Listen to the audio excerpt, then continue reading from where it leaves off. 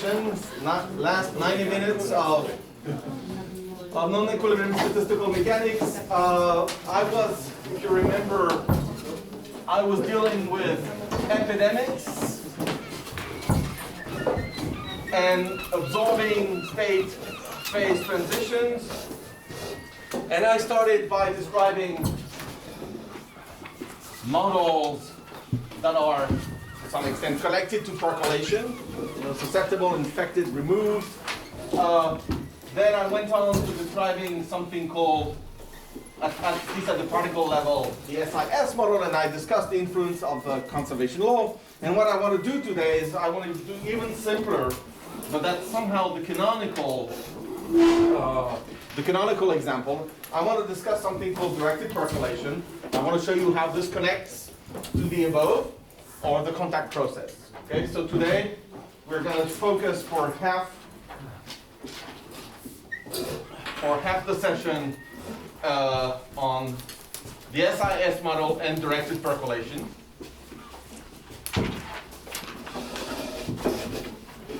So that will take us, I think, more or less half the session, and then progressively, and then I will probably just say a few words about population, preys and predators, and Lotka-Volter's models for 2 species, 3 species, and I will leave 4 and more to Mathieu for afterwards.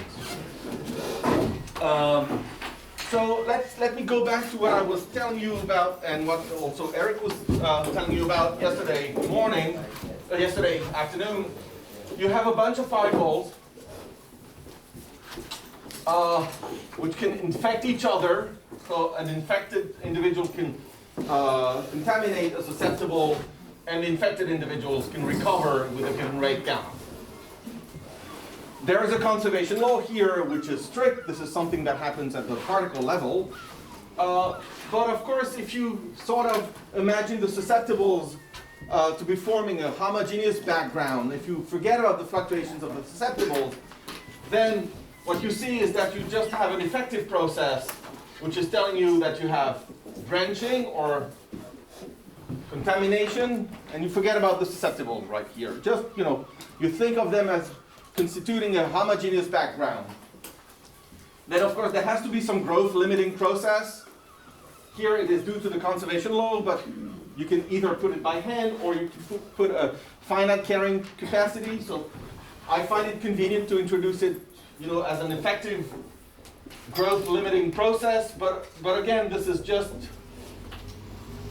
coalescence or annihilation. I could have put anything, right? I could also have included a finite occupation number locally, a finite carrying capacity. And there's the possibility that an I decays, which if I think of the S as being, a homogeneous background, this is just an I decaying into nothing. Right? So by doing this, I have completely shut down the coupling to a conserved quantity. By doing this, we ignore the coupling to a conserved field.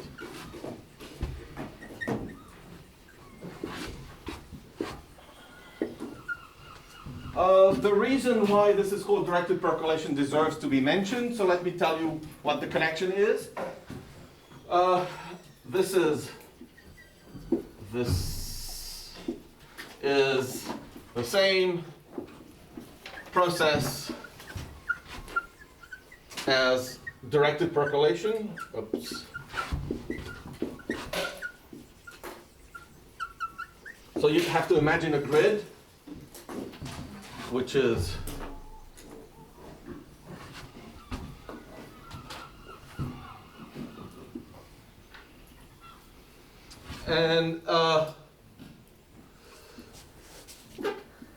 you have to imagine a grid, and then you open up a bond with a given probability and you close it with another probability. So initially you put a particle at some position here. For instance here, this is, I will denote by the t variable the depth into the vertical axis. This is a space variable. And then what can happen is that the particle goes here if the bonds are open, but it can also be that it stops here, or maybe it continues here, then stops, and I don't know, something like that. So this is the kind of stuff that can happen. You can have branching, you can have, of course, by construction here there's finite carrying capacity, but there's also the possibility that the particle dies out. So you recognize here, you recognize a lattice or percolation, you recognize the epidemic process in the percolation language. What people are interested in this case is, given that you start from some position x at t equals 0, what would be the probability that you find something at some position x prime at a depth t? That would be the thing of interest in these percolation problems. All right, so this is a quantity that will be of interest to us a little later. Given that you start from a c that x equals, given x, what is the probability that after t steps you find some particle at position x prime? So that's the reason why it's also called a directed percolation or a directed percolation process. Another term for that is the contact process, because obviously things happen at contact.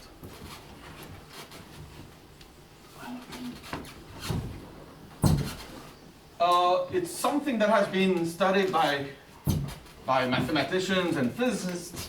There are interesting connections. I mentioned, this annihilation problem connected to vicious walkers.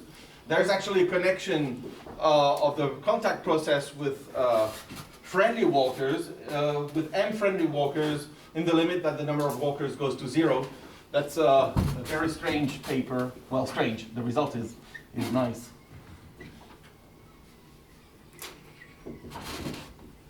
The connection to friendly walkers can be found here.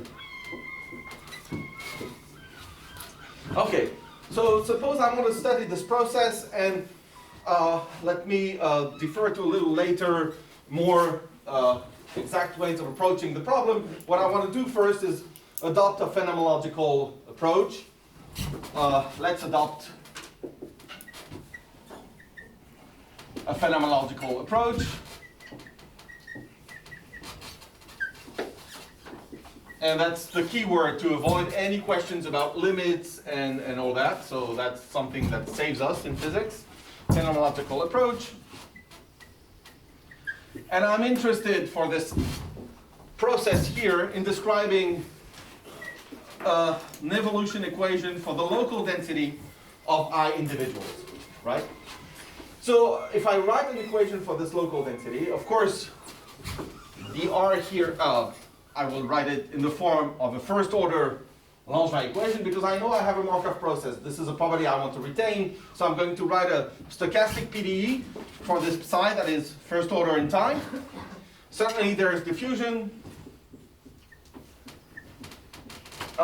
There is decay. So here, there is also the branching that is playing some role. Oops, psi.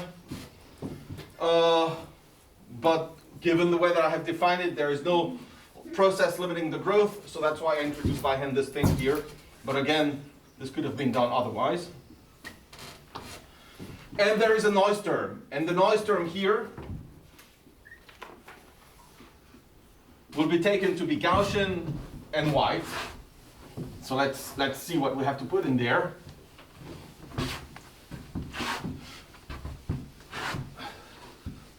To at least account for the expected phase diagram, which I will describe in a moment. The variance of the noise here has to vanish in the absence of particles, because as we could see from the definition of the process, if the system ever visits a state without any particle, then it stays in there forever. That's called an absorbing state. So I want to put something here, k prime, proportional to the density, and I will use delta correlations in space, delta correlations in time. right? So again, yes? I think it's a I instead of the I, no? It's psi. Yeah, that's what happens if you change notations in the middle. Yeah. Okay. At the mean field level, just to make things clear, at the mean field level, so if I shut down any fluctuations at the mean field level, what I have is just, and forgetting, starting from a homogeneous state, there's nothing that breaks translation invariance, so I can forget also about the Laplacian term. Then I have this deterministic equation plus lambda psi minus k psi squared. And this is telling me something which you could have expected. It's that psi at t goes to infinity is going to be 0 if lambda is too small. If lambda is less than lambda c, which in that language is just gamma. However, there is, and that's a solution regardless of the order between lambda and lambda c. However, there exists another non-trivial solution when lambda is larger than lambda c, which is lambda minus lambda c divided by k, for lambda larger than lambda c. And if you do a linear stability analysis, this one is stable for lambda less than lambda c, but becomes unstable for lambda larger than lambda c. So that's the one that is picked by the system, which is linearly stable. And again, if I'm plotting as a function of the control parameter, that's going to be my branching rate, then I have this critical point here. And that's the value of the order of the density of infected individuals in the stationary state. I have 0, and I have something that grows linearly. And as you expect, at least in the vicinity of this lambda c, this curve cannot be correct because fluctuations will play a role. And what's going to happen is that in reality, if you would simulate directly this Langevin equation, or if you would simulate directly the microscopic process of interacting particles, what you would see would be something somewhat, well, remarkably different actually, in which you would have a concave function occurring here with behavior involving some parallel with an exponent that is less than 1, at least in space dimensions that are low enough. In space dimensions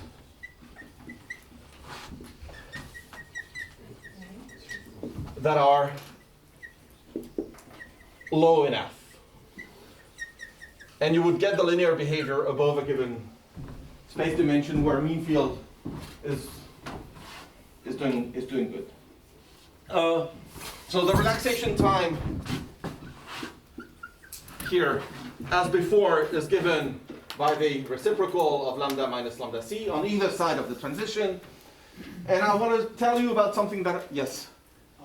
Mean field works better in high dimensions. Did I say the opposite? Yep. That's bad if I said that. Dimensions that are high enough, you can check them. I was talking about the red. He was talking about the red right when you right. Which part? Yes, sorry. And I changed the color code, and that's bad. No, I got confused. I just wanted to. Yeah, no, but that's, yeah. If this is recorded and I say that mean field works in low dimensions, then I'm done with my career. Okay. There was something I wanted to tell you about before. Right at TC, at lambda c, lambda equals lambda c, this mean field equation can be solved. And not surprisingly, you will find something that we have already discussed in some sense,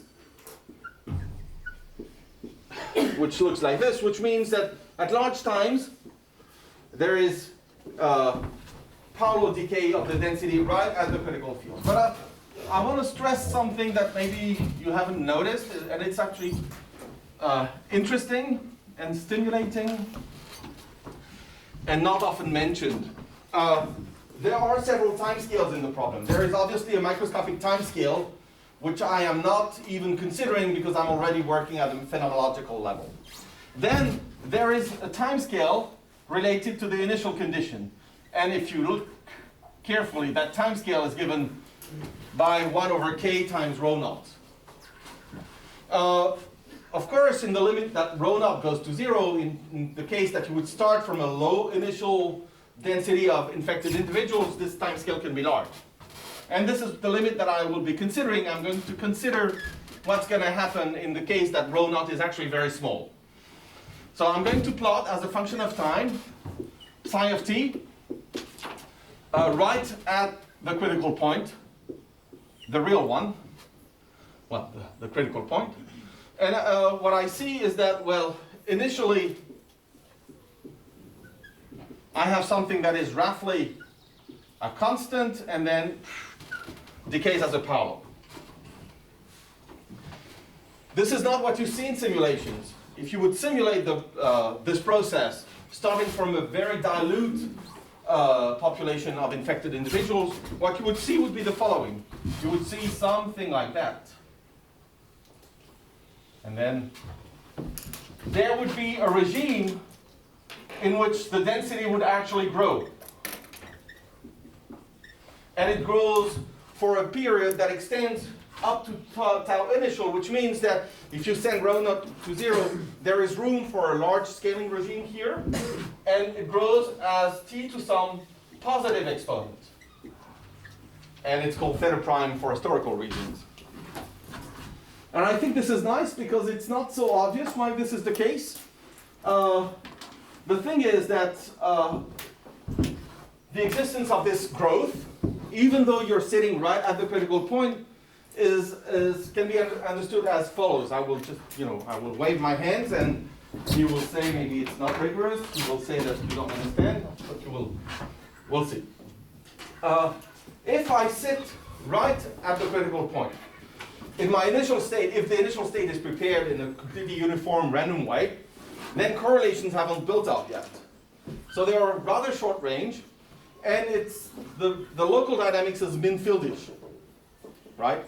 But in mean field, we know, or we expect, that the lambda c from mean field to be lower than the lambda c microscopic real. So if I'm sitting right at this lambda c here, I am effectively above the mean field critical rate, which if the early stage of the dynamics is mean field like, then the system believes it's actually above the critical threshold, and then it wants to reach the stationary state as predicted by mean field. Of course, as it's doing that, it's going to reach, the correlations will develop, and then the system will realize, oh, that's the real lambda c, and you have to go down. But that explains why initially you have this growth of the density, and that's called a critical initial slip. Okay. So if you initialize with some patterns or correlation, you won't see that. It depends on the type of correlation, of course. It depends on the correlation length of your initial state with respect to that of the system, okay. Which is going to, with respect to that of the system in mean field. Okay. But if you would initialize with a correlation length less than the mean field correlation length, okay, then I think you would see that.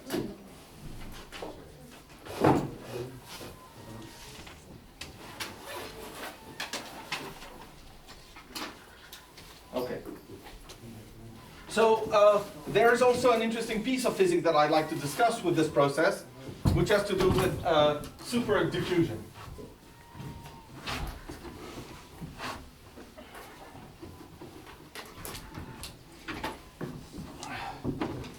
And this is something generic to these branching processes. And every so often you will read papers that tell you about, how interesting super diffusion is, how unexpected. Whenever you have a branching process, there is an accompanying phenomenon which is called super diffusion that comes with it, unless you have some conservation law, as we had in the previous example, that fixes somehow scaling. You may have super diffusion. So you will have super diffusion. So let's try and discuss that. So a way from lambda c, but close the correlation length and the relaxation time are scaling one with respect to the other in this way. And at the mean field level,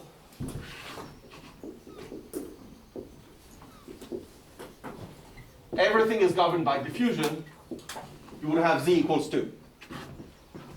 So I'd like to show you how things work and how you can understand that somehow it's okay, or there is room for having anomalous diffusion. So let's see how this goes.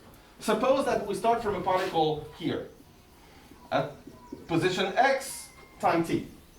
And I'm going to ask, what is the probability that I end up with a particle here at position x prime at time t prime? So I'm interested in the probability that given a particle at x at t, I find one at x prime at t prime. So of course what can happen is that the particle diffuses. You know, that's a possibility. It's going to diffuse, and it has a typical lifetime, which is given by the reciprocal, by tau relax. That's what's going to happen. Of course, other things can happen. And if you close your eyes between here and there, you don't really know if it is this particle that has been propagating from here to there just by diffusion with a given fixed lifetime, or if you might have had something like that, you know, up, and then there is this branching that occurs with a rate lambda. But of course, if you're asking about the probability of finding one particle at x prime at time t prime, what must happen at some point is that these particles merge again, and this is happening with the rate k. And there is no, the process in which a particle just diffuses around has to be incorporated in this probability, but there's also this process that you should take into account. And many other processes built from this one, in which you have multiple branchings and coalescence. So the fact that if you close your eyes, these things can happen leads to effective superdiffusion. So let me tell you exactly how, well, exactly, I don't know, but maybe just be a little more specific to what sort of a calculation you should do if you really wanted to prove superdiffusion.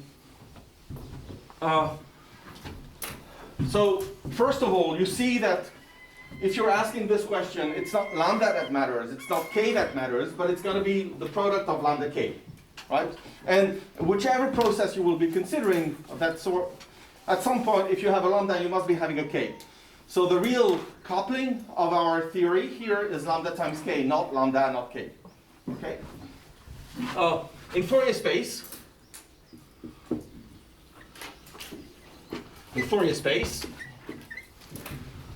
you would write something like, with q being conjugate to x prime minus x, you would get this, and q here. And what can happen here, because you have a convolution, is that you will have this k, this q minus k, and you have to integrate over all intermediate times, t1, t2, because these branching and coalescence events can happen at any time in between t and t prime, and they can happen at any position x1 and x2. But that will only involve the difference of x1 minus x, x2 minus x1, x prime minus x2, which means that everything goes well when you go to Fourier transforms, because you have got a translationally invariant problem. All right, so this is t1, t2, and if I really wanted to compute this effective contribution to that guy here, which now is written in Fourier space, then I'm not going to do the calculation, but I want to tell you what it looks like. You should do something like that. You should integrate t1 from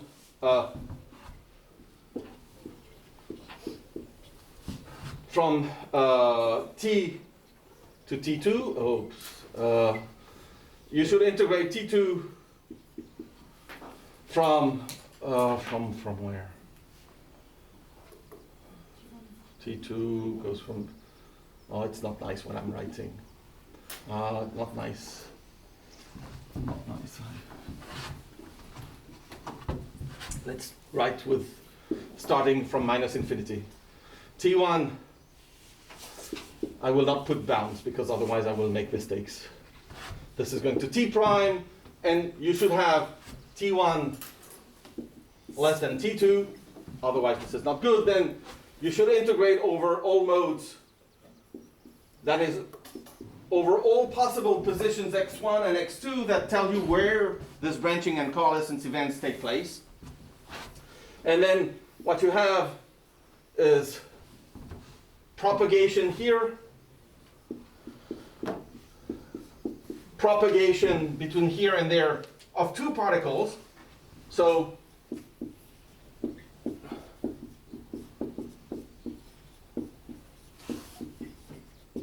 and then propagation of the resulting merger to the position that you're interested in. All right, so this is not a particularly easy computation, but you see that if you incorporate such processes, this guy here, which is, if I look only at the black curve, something that looks like this,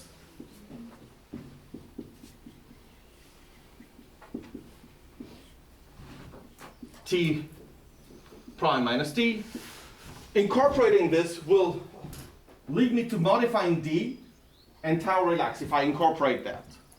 You know, if I look at this and try to just keep what the influence is at small scales of these branching processes, branching and coalescence processes, this will lead to a modification of the effective diffusion constant and of the effective relaxation time. So I'm not doing the calculation itself, but this is the type of things that you should do. Of course, this is drawn in a way that looks nice and natural, but you have to be a little more careful. And as you probably guessed, these branching, these random walk trajectories can also be mapped with a one-to-one correspondence with something called Feynman diagrams that Andrea also flashed very rapidly at some point. But this is what, these are the processes that are responsible, such processes are responsible for accelerating, for increasing D in a way that depends on the scale, and the scaling between position and time will be now given with a z exponent that is less than 2 in dimension, in space dimensions that are low, below dc equals 4. So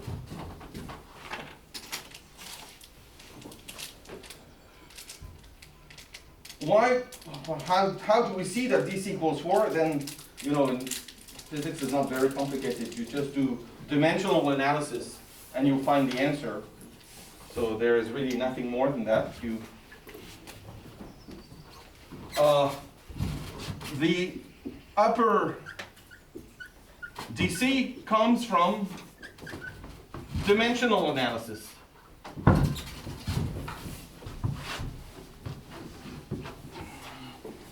You've got this mean field equation that incorporates branching and annihilation or coalescence.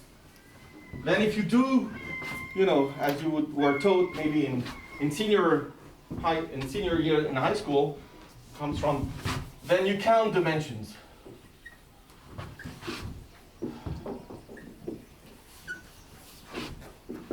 And if you look at the dimension of the thing which matters, lambda times k, then you will find that this has the dimension of a length to some power d minus 4, where L should be the mesoscopic length from which you have built your mesoscopic continuum limits.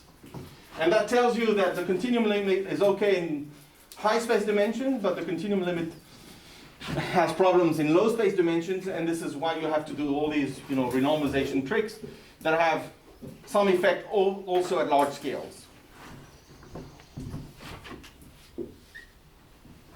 L is mesoscopic. Okay. So just to give you numbers, I noted. Oh, there is I should tell you, of course. Details can be found in Zeitschrift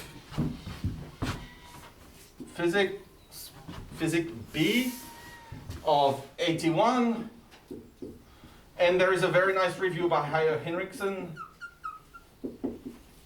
in Advances in Physics, and that's 2000. And then you find that the number is, for instance, the z exponent that I mentioned is like 1.6 in d equals 1. So it's really super diffusive. Okay. We must, I don't know. We can build the Janssen-Dürr-Dominicis functional that's related to the Langevin equation.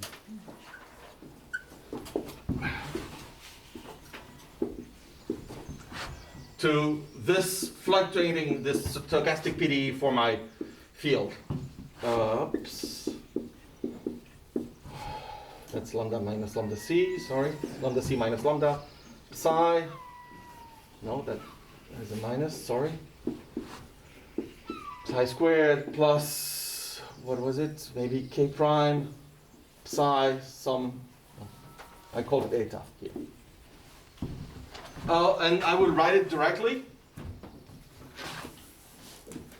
And let me write it because I want to comment on it a little bit. So there will be a time integral, there will be a space integral. There is a thing that tells me that particles propagate freely in space with a given lifetime. Then there's diffusion. Then there will be the branching process and the annihilation process.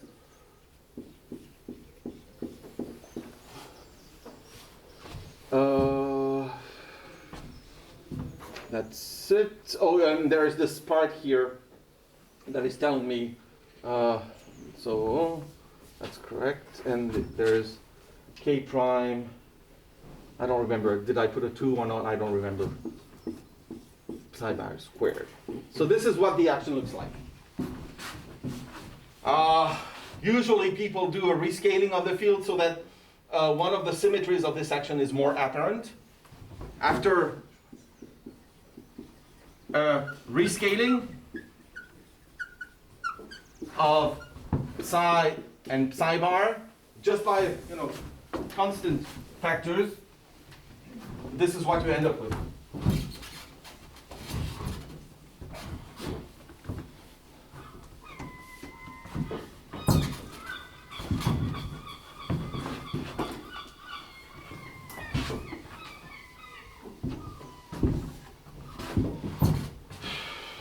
S, and I will use the same notations, but they have been rescaled, okay? So this is something like ddx, dt, psi bar, dt plus, how could I call this thing?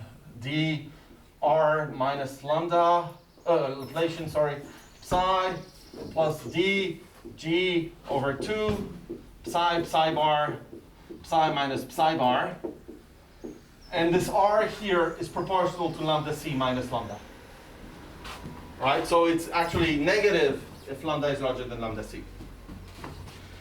And you can see that there is an obvious symmetry. It's called the rapidity reversal symmetry, which is broken when you fall into the active state. And which is respected only in the absorbing state.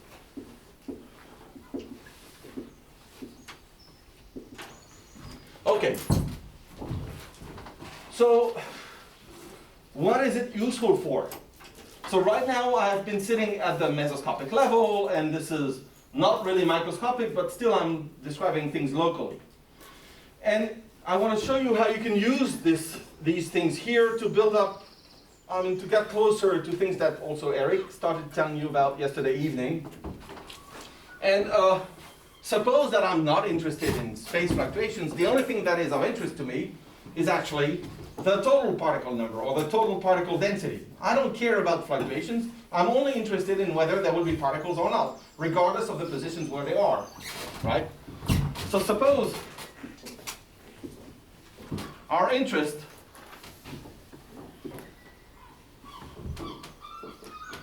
goes to, I will call that with a capital psi, this thing here, which is going to be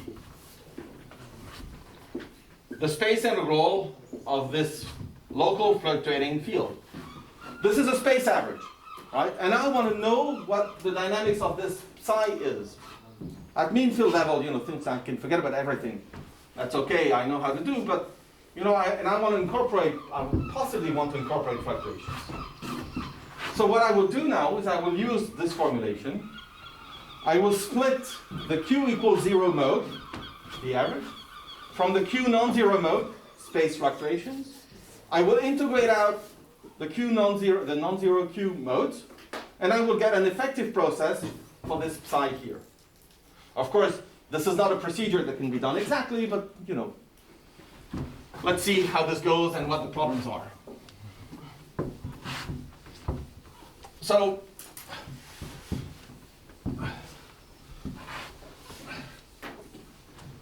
then I need phi of xt. That's going to be defined by the local one minus the space average, in such a way that you can be sure that the zero mode of phi is 0 by definition, right?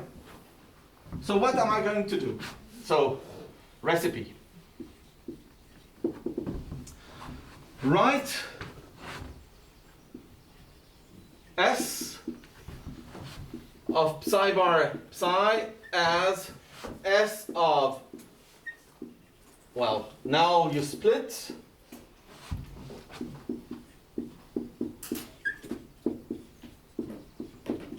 into these two family of fields, those that have a 0, 0 mode and the other ones. Collect terms with psi capital only, and not surprisingly, these will be exactly the same up to some detail. They will be exactly the same as the one that we would get from forgetting about this thing here. I mean, delta, you set it to 0, and this is what you get. And look and separate terms coupling psi to phi. And that's the step I should do if I want to do finite size scaling very nicely, including with these strange low dimensional fluctuations that are completely anomalous. And I should integrate out phi bar and phi, so that I get an effective process with rates and coefficients that are system size dependent that tell me about the average only, right?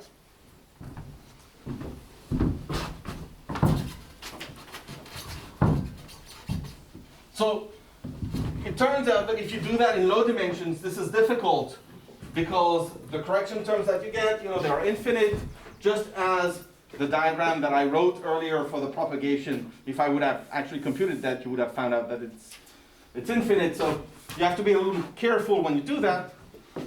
But this is how things look like if you do that. If we do that, and I would even forget about fluctuations. If we do that, we end up on an action for this effective process that is only telling me about the total particle number, that features the extensive, well, the system size, and then there is only a time integral, and this is what it looks like. And really, this is a poor choice of notation, and this capital psi.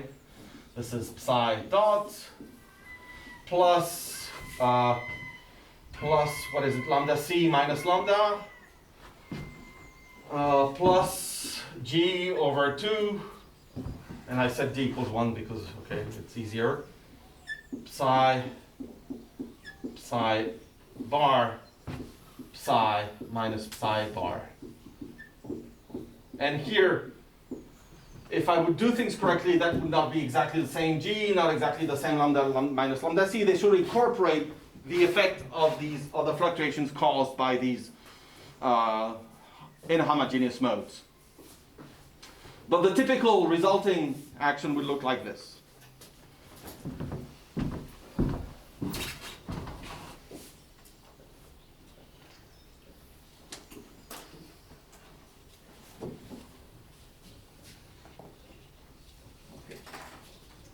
So, now a question that I'd like to ask is the following.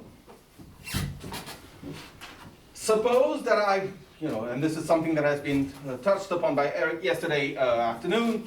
Suppose, of course, if you write the master equation for the process, there is only a single stationary state, that's the absorbing one.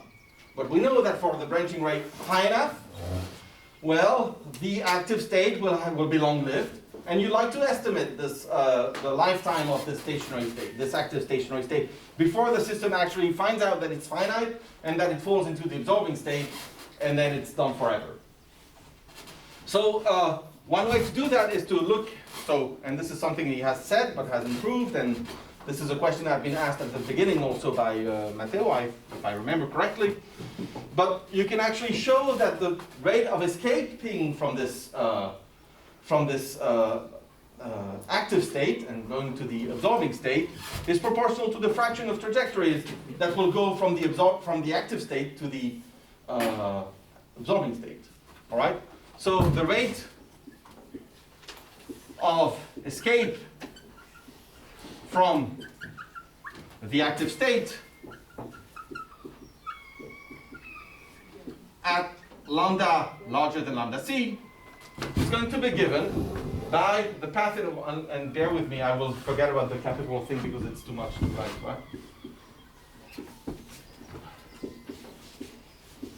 Psi dot, psi bar psi dot, plus lambda c minus lambda, psi bar psi, plus g over 2, psi bar psi minus psi bar.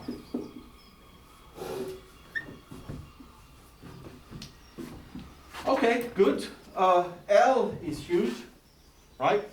So, and I should integrate over trajectories which connect the stationary state at the initial time, which is given by psi equals lambda minus lambda c divided by g, to psi equals 0.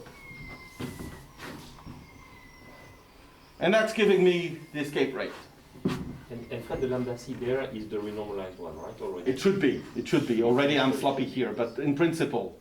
Sorry, and there's a psi bar c after lambda c minus lambda in the Psi bar psi, yes. no, yeah, in the previous line.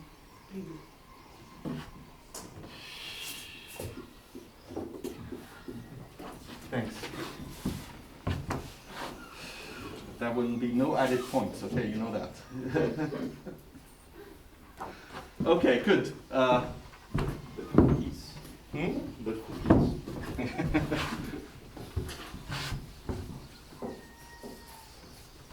Okay.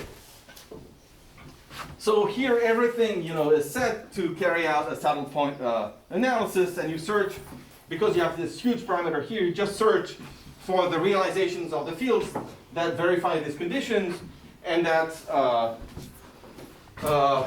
whose weight is given by this. So the most important configuration of the field is such that well, ds over deep psi bar equals 0, ds over deep psi equals 0. So in practice, this is giving me something like psi dot equals minus dh over deep psi bar, just to make connection, and psi bar, yes, equals dh over d psi, where I have denoted by h minus this guy.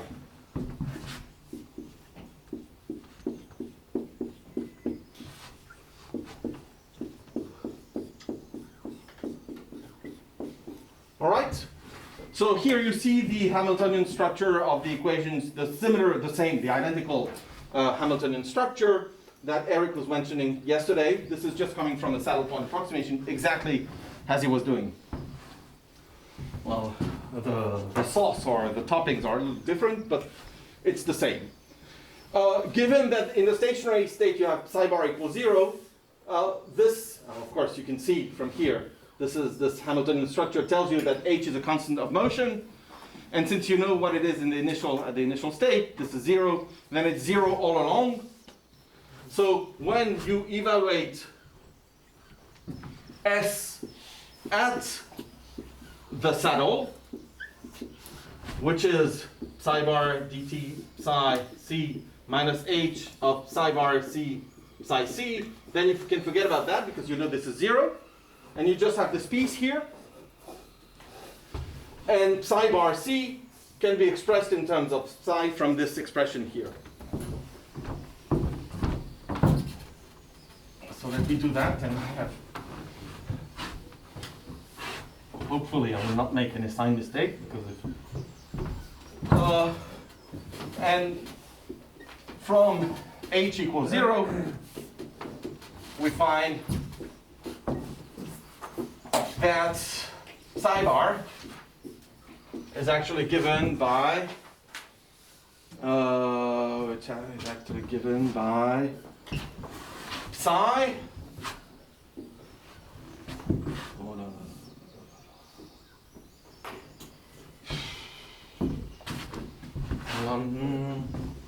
I will use an intermediate sign because lambda c 2 over g minus psi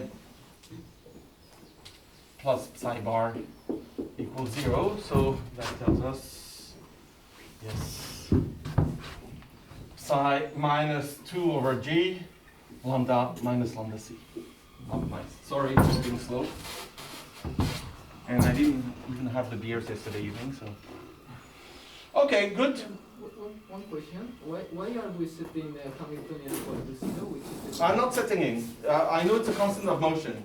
But in the stationary state, psi bar is 0. Psi is, in the initial state, you run your thing, you have psi bar c equals 0.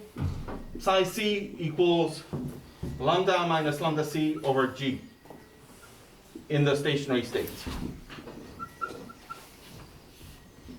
Right? So since I'm looking at trajectories that do this, and this is something that has been stressed yesterday, you need to find a very peculiar realization of the noise that brings you, from the stationary state where you're very, very well, down to this absorbing state.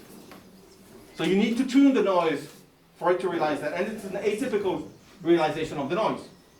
In much the same way as in the Cramer's problem, in order to rise up the hill, you need the noise to be conspiring to fight against the slope. Okay. So in principle, in the stationary state, we have those psi bar and psi. Absolutely, yes. And then we say that the h is a constant of motion, and we set the other psi Absolutely, bar to the yes. strange fluctuation. Absolutely. Yes. So that S is going to be given by from lambda minus lambda c over g to 0. So that's psi bar times psi dot So that's also psi minus 2 over g lambda minus lambda c d psi. And you have to integrate between these two things. And what you find is the following. Plus minus, plus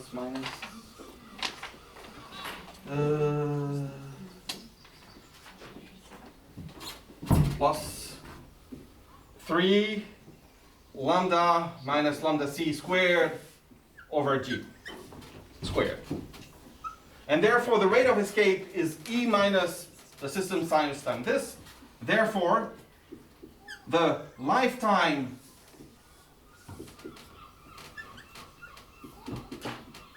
of the active state is given by the reciprocal of e to the minus the size of the system times this, and it grows as L to the D times a constant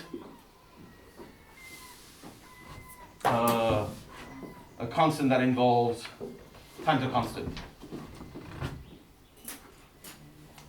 So we see that the lifetime of the active state is grows exponentially with the system size, so that it's a metastable state that wins over in the infinite system size limit.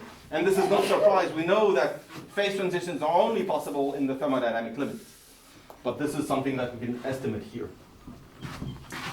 Okay, so before I move a little bit away from this, how much time do I have? Let me spend 5 minutes. 5 minutes.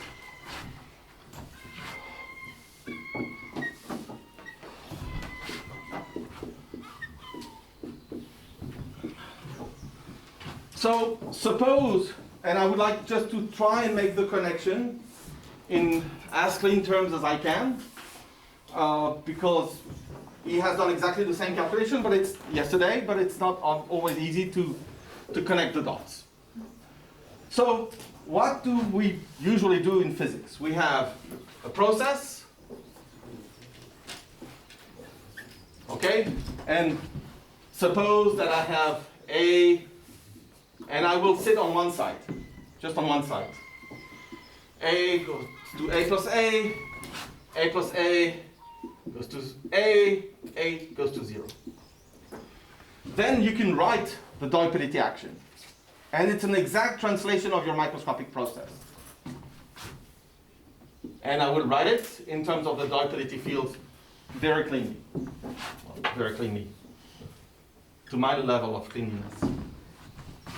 Lambda, K, gamma. And this is what it looks like.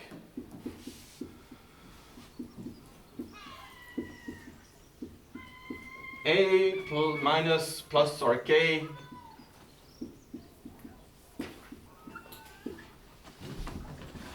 of course, at this stage, there's nothing you can do, no approximation that you can do. This is exact, but there isn't much you can do. However,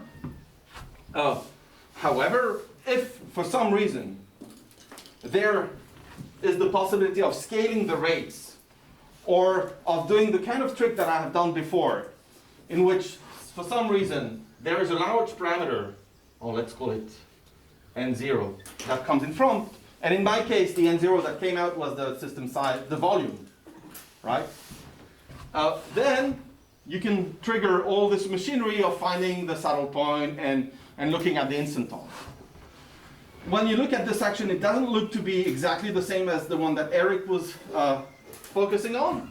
But as usual with Hamiltonian dynamics, you can always do these tricks, you know. You have canonically conjugate variables, Q and P, and there is the possibility of, you know, Landau, volume 1, of moving to another set of canonical variables. And this suggests that maybe, for some, it would be more convenient to use other fields here. And in particular, if you set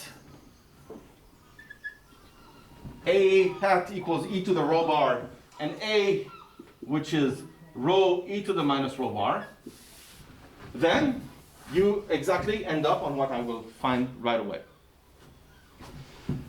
Right, so let me write it, and that's poor managing of space here. But if I would write it, and you have to believe me that this works exactly the same way, then you've got gamma 1 minus E minus rho bar, rho, plus lambda 1 minus E to the rho bar, rho, plus K 1 minus E minus rho bar, rho squared. Okay? So, and you recognize as a factor of the E minus 1 minus E to the minus rho bar, something which is gamma rho plus K rho squared. And as a factor of the branching, you've got just this, if I remember correctly, yesterday's notation. So that's all good here, you know. We know how to do things, but this is exactly the same that he did yesterday. So he wrote the master equation for the probability of observing the system with n sites, with n particles on the same stack. He had this n0 that conveniently came into the game, and I produced it on physical grounds, but we know how to make it go out. You know, you just have to scale things with a large parameter. Then master equation, you know, W n plus 1 to n p of n plus 1 plus n minus 1 p of n minus 1. Sorry, n minus 1 to n. And then there will be the lambda plus the lambda minus p of n. Then assume that p of n at some given time, that's a probability for an extensive or large systems. You assume that it will take the form of some function that depends on the intensive parameters only, and let's call that rho, and that's going to be n divided by n0 at time t. And then he gets an equation, by plugging this into this equation, he gets an equation for A, which is exactly the equation that you would get from the saddle point here. Right? So plug this in, and equation for A. And you would get exactly the one that you would get from the red things here. So at the level From of, the saddle point of the at the level of the saddle point, it's the same. And there's no doubt that, and this is something I've said, there is no more physics in this than there is in that. It's the same. Same content. It may be that some things are more convenient in one formalism than in another, and you have to find which one is more convenient to you. One thing that I would like to mention, and which I think is pretty nice, which I would love to learn how to do using the master equation, but I'm not too good, is we've got this lifetime of the, you know, absorbing state. In much the same way as in the Cramer's formula, we had the hopping rate, the time that it takes to hop an energy barrier, which goes exponentially with the height of the energy barrier. Here, there were some terms involving the product of the curvatures at the bottom and at the top of the hill. And in a similar fashion here, you would have corrections coming from fluctuations around the saddle.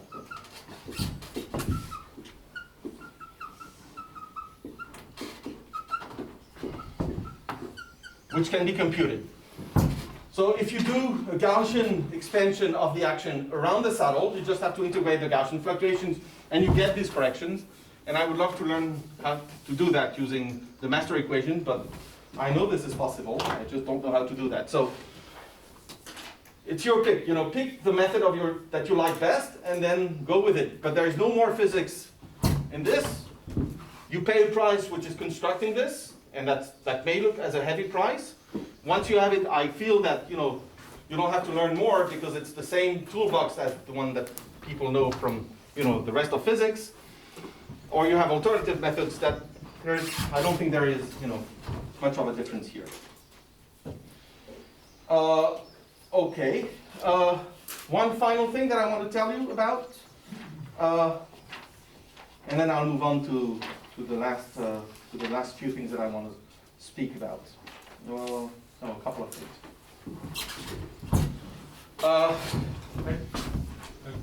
Can you confirm that this transformation, this Kolhoff transformation that you do, you can only do it after you have taken the... No, I don't confirm. This is wrong. I can do it anytime. This transformation? Yes. That's what Julio said. We can start. Yes. I could have written directly in terms of those fields. They're just not convenient, not always convenient. You can do that, of course. However, what you cannot do, which I have done here freely, because I know there is no problem in that particular case, is do the change at the level of the path integral. Because it's not always, something that you can do changing path in a path integral.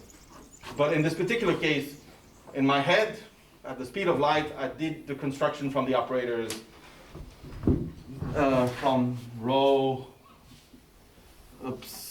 Sorry. I can define operators and A, which is E minus rho plus times rho. Then you can verify this is a cross, this is not a dagger. Yeah? And that's the only thing you need to move forward. And these are transformations that are repeatedly used in condensed matter physics. I mean,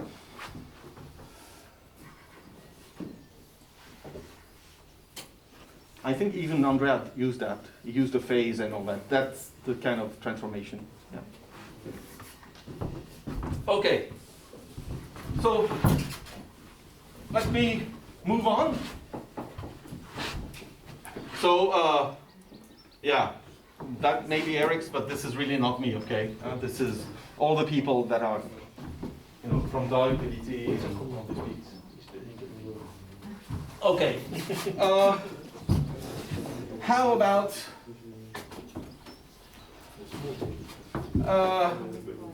doing physics? What do I mean by that? Well, when you write a contact process and you think that you're modeling epidemics, at some point you have to ask yourself, okay, the math is nice and you really have to understand the math that are at play here, but is it useful for anything? Am I actually describing epidemics? If I go out there and try and understand how an epidemic propagates, is this going to have anything to do with the reality? And the answer is no. The answer is no, because there is something that I have used repeatedly for the transport process, which is a nearest neighbor diffusion hopping, which leads to this diffusion term. So usually, okay, what the transport mechanism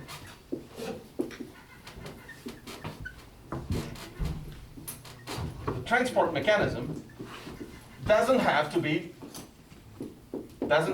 diffusive. So of course the math are nice, and this is sometimes it's good to use diffusion, but it doesn't have to be diffusive. And when this started over 20 years ago, people were talking about epidemics which were based on computer viruses. And if you look at the network of nodes at the internet network, it doesn't look at all like something like that. And I'm sure that you have realized that in your room in Croisière you have the Wi-Fi that is connecting to something, maybe in Quiberon, and then there is going to be Paris with huge connections, and here you are mildly connected. So maybe, of course, there will be Rome somewhere here, there will be Germany, so a few highly connected nodes, and here and there, nodes with very few connections with the rest. And the transport mechanism that we're interested in occurs on a network that has nothing to do with that, which rather resembles that. And then you would have to redo everything that I have done, and in particular you would have to examine the effect of this transport on the network, which has some strange properties. The people that have looked at that now it's already, I think, I didn't take notes. Oh. So, I wrote the references, but it's never on the page that I'm looking at the moment.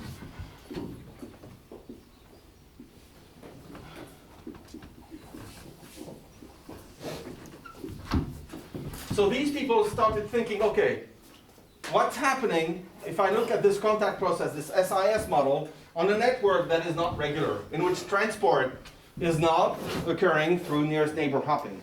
Or it is occurring through nearest neighbor hopping, but obviously some nodes are more connected than others. So I'm not going to do their derivation, but I want to make you feel why things may change.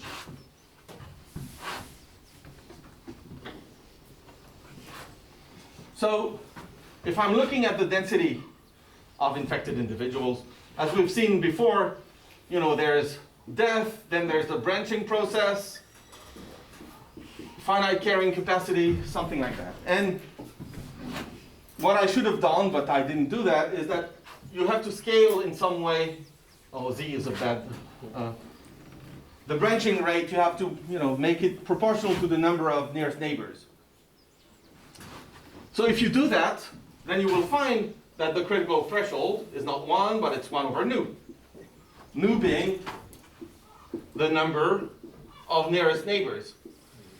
In a network like this, the number of nearest neighbors is not fixed. You will have nodes which are highly connected, you will have nodes that are poorly connected, and actually the probability that a node is connected to k other nodes usually decays with a law which is 1 over k to the some power which is around 3, maybe a little less than 3.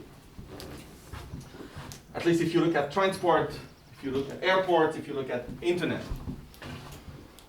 And then you should think, oh, okay, good. Then nu, what would it be? Well, nu would be the average k. And that's good.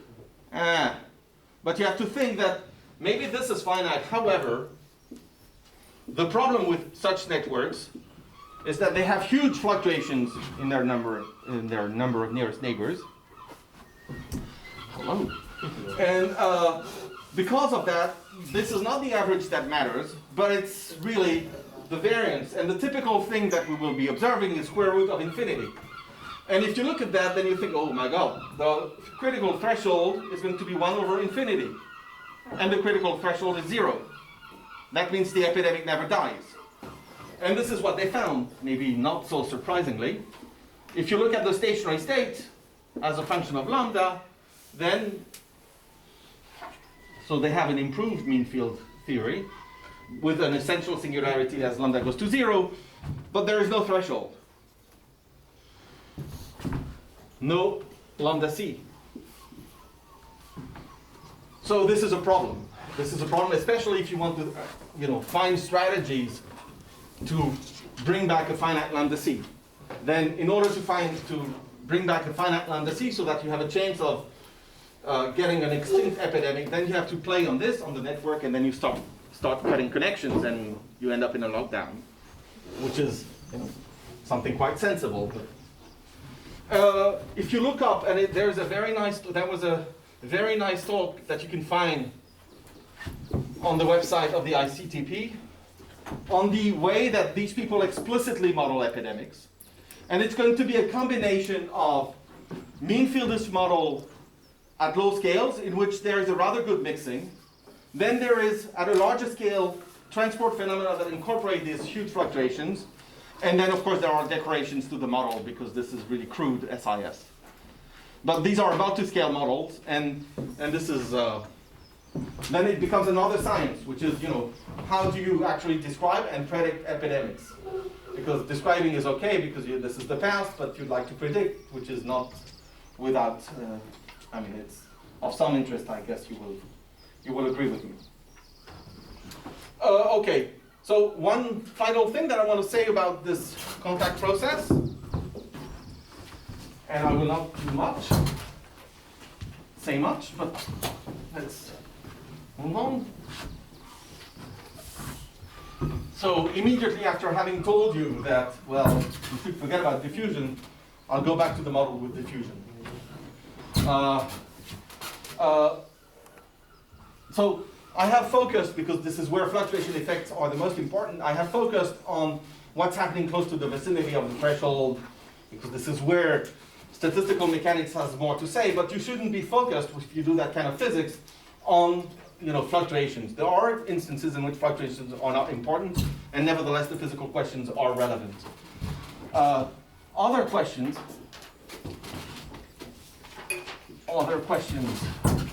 of relevance do not require what? This statistical mechanical formulation.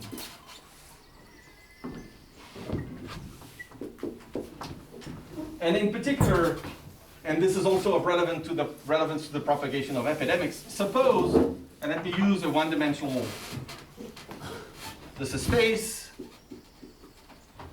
this is the density of infected individuals, of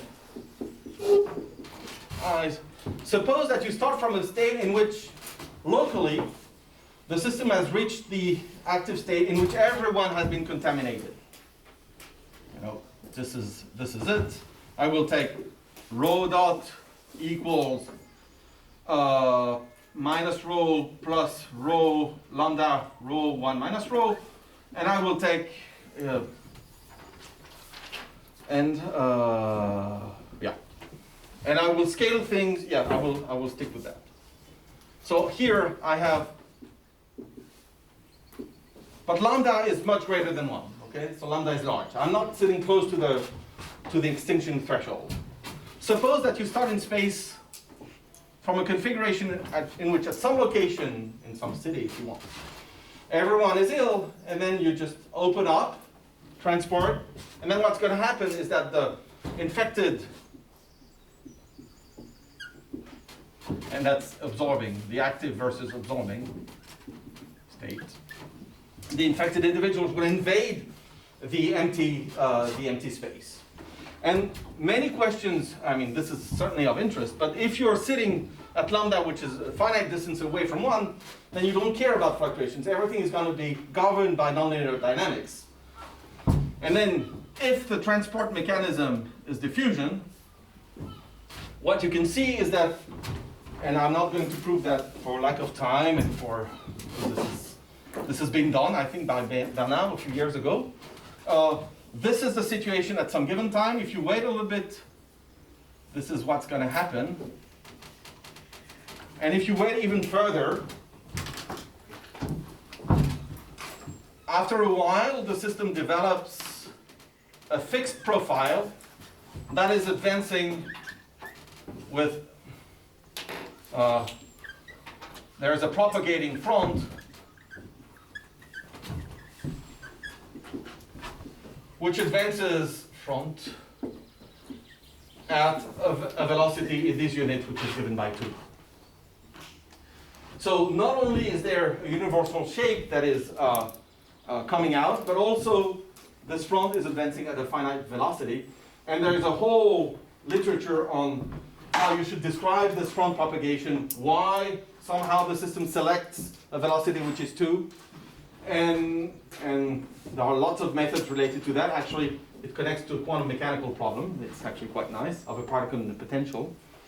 But for understanding how v equals 2 is selected. But I leave that to your curiosity. Maybe I can just flash one reference, which I think is very nice, and that explains why the velocity must be less than 2. And you use a simple argument to show that it's also greater than 2, so it must be 2. Derrida and Brunet. It's a 2018 EPL. And the methods that developed work for other processes, because it's not depending on the form of the nonlinearity that they are using. Okay, so this would take me really too far if I wanted to discuss this. And it's time that we move on to the last, to the last few things that I want to tell you about. But for the rest, I will be very vague. Are there questions before I erase everything here? Oh, I see. You're all anesthetized.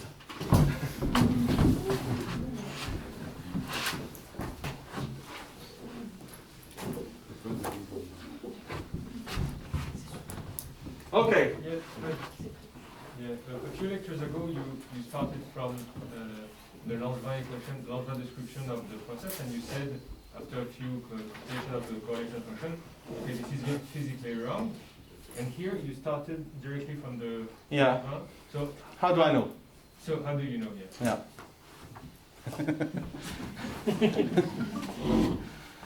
It's a good question. So if I want it to be clean, right? When you do these saddle point approximations, and when you look at at the most probable things, then you have to look also at the second derivative.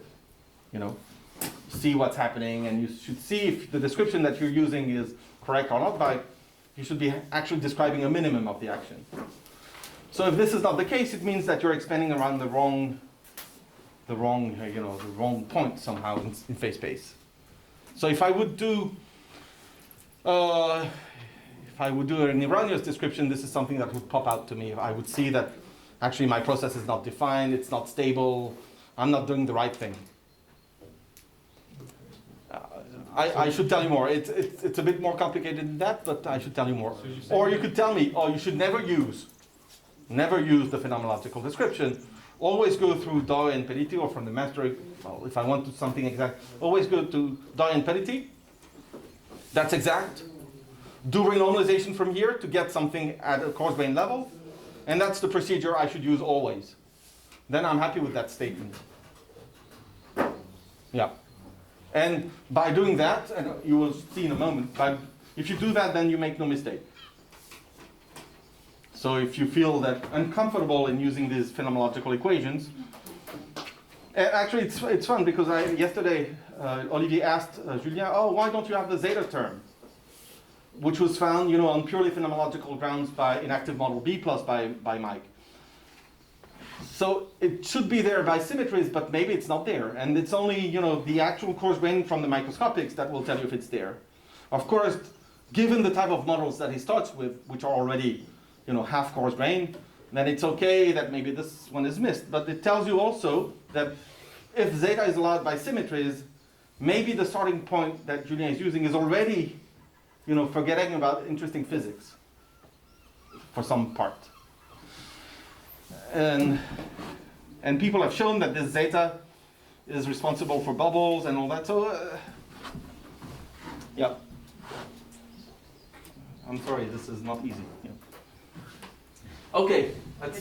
What? Another question. How far you can go with, how far can you go with these arguments? So what are the rigorous results that you have, that we know? Here? Yes, This has been known for a century. Things are under very good control. No, I mean with higher dimension, in higher dimension. In higher dimensions, if you're looking at fronts which are with spherical symmetry, this is the same. Mm-hmm. And then you enter the science of dynamical systems and patterns, Mm-hmm. which, if I would have spent 1/2 hour on this, telling you, then I would have drifted to, now I'm going to talk about present predators, in which sometimes the extinction threshold is of interest, but most of the time what you're interested in is the formation, the emergence of patterns and shapes, and this is driving us away from statistical mechanics. And when you go back towards statistical mechanics, like setting lambda to 1, what happens to the front? Can they stop, or do you have a situation where... I don't know. When you set lambda to 1, I don't know. So actually I did the same mistake as Sylvia yesterday. I thought I had 40 minutes more. Okay, so I will tell you what I would have loved to talk about.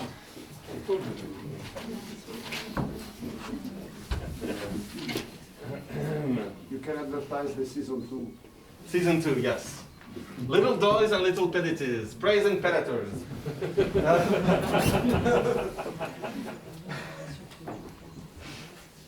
Yes. This also will be removed from the video, right?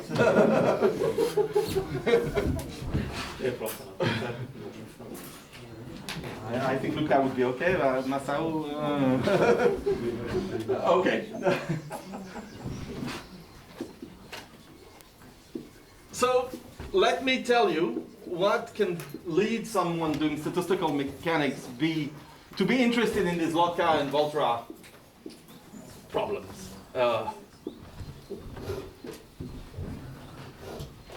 So if you look back at the literature, I think Volterra is 1926 and he was modeling fish resources.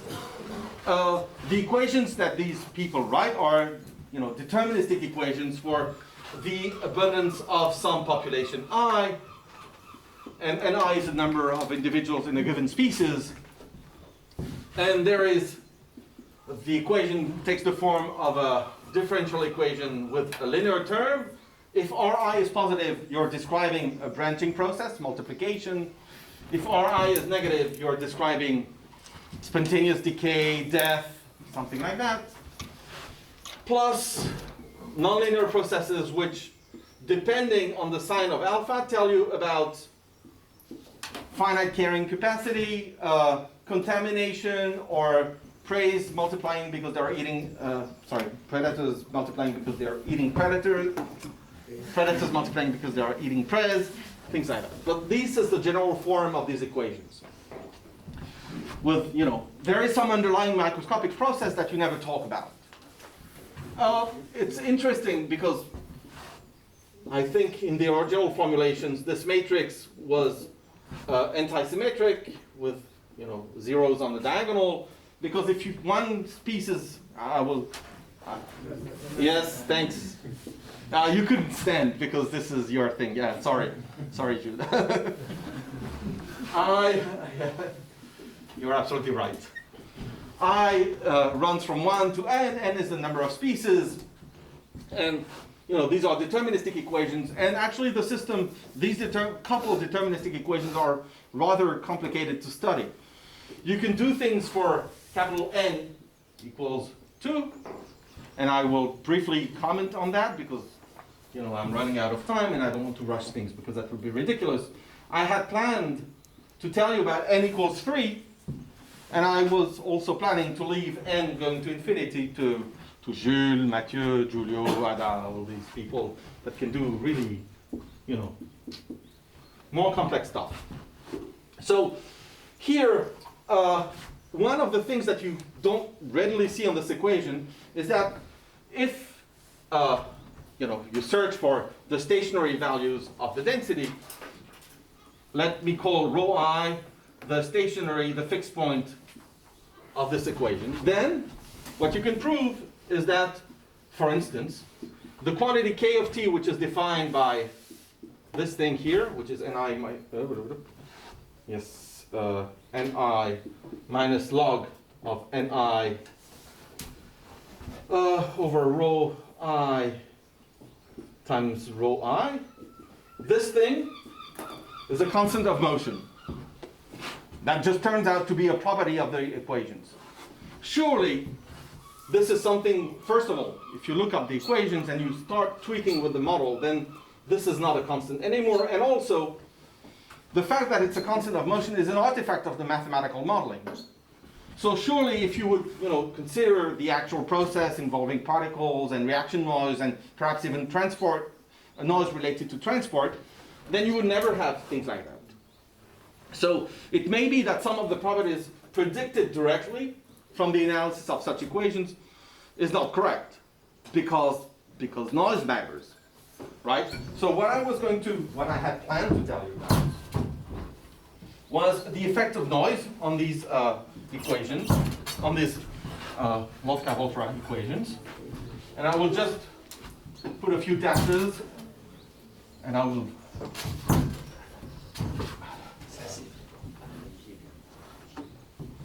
So for n equals 2, the coupled equations will read for two species, the A's will be the predators, the B's would be the preys. They would read something like that. Minus mu A minus lambda AB plus a branching birth rate sigma. And then you see that if you look for the stationary values, the Ni star here, you will have several solutions. You will have trivial solutions in which one of the states, at least one of the densities is 0, so that's one of the solutions. And there is also the stationary density, which is non-zero. And given the existence of this constant, this is going to lead to oscillations. However, as we've just learned, because everything is stochastic here, and because we cannot trust the existence of a constant, if there is an absorbing state, there is always a finite probability for the system to fall into that state, and this is what's going to happen. The system will fall into an absorbing state. The system may fall into an absorbing state. And what I would have liked to show you is that what happens, at least in finite size, is that if you tune the rates to fall into the absorbing state, the transition from the active coexistence of species to the absorbing state is governed by this directed percolation on which I have spent some time today. So it's the absorbing state transition is of dp nature, which means that noise, ignores all the declarations of your model. It doesn't care about all these things that, what matters close in the vicinity of an absorbing state is the nature of fluctuations that are already completely encoded into this directed percolation universality class. So it's impossible for me to tell you what I wanted to tell you, and so it's ridiculous for me if I want to push this. But then what I would have told you then is dp, and then I would have talked about rock, paper, scissors. You know this cyclic game, A plus B goes to B plus B, B plus C goes to B plus, no. It's too much anyhow. And again, can you at least write what the yes, of course. I will. Sorry. What the symbol means? Yeah. Oh, rock. Well, Pierre. Oh, you must have played that. Come on.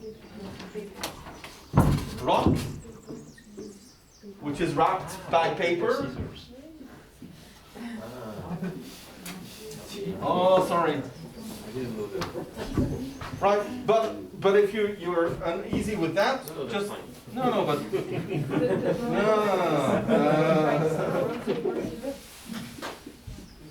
let me write that. It's a model for cyclic coexistence, and again, there is no cyclic coexistence, and there's a beautiful paper by Erwin Frey in 2006 in which he shows that actually the system falls into an absorbing state with times that are not exponential. It's really beautiful, but it's really not the right moment when it's coffee time. But again, you do this, and what he does is that he even ignores space.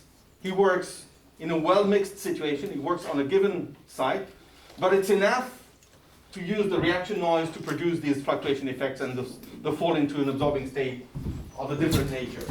So, I will put the references on the Dropbox at some point. I will do that. I promised, and I will do that. And with this, I conclude. Thank you for listening that many hours.